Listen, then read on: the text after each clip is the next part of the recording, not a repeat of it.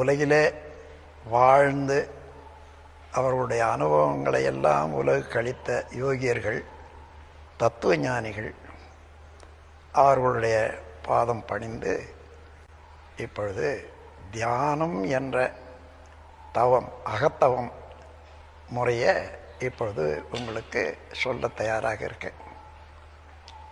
தியானம், தவம் என்றதெல்லாம் எத்தனை பேருக்கு சரியாக விளங்குன்னு நினைக்கிறீங்க? ஏதோ கண்ணை மூடிக்கிட்டு இருக்கிறது தியானம்னு நினைப்பாங்க. ஆனால் மனதுக்கு அங்கே ஒரு வேலை கொடுக்கணும். அந்த வேலையும் சாதாரணமாக எப்பொழுதும் செய்யக்கூடிய வேலையாகவே இருந்துக்கிட்டு இருந்தால் அந்த வேலை போராது. இது சூழ்நிலைக்கு தகுந்தவாறு மனம் இயங்கி கொண்டே இருக்குது, போயிட்டே இருக்குது. அதை நம் விருப்பம் போல மனதை இயங்க வைக்கிறது தான், அதுக்குரிய பயிற்சி தான் தியானம். எல்லா தீவினை பதிவுகளும் போய் இறைவனாகவே மாறும்போது தூய்மை அடைகிறான் மனிதன்.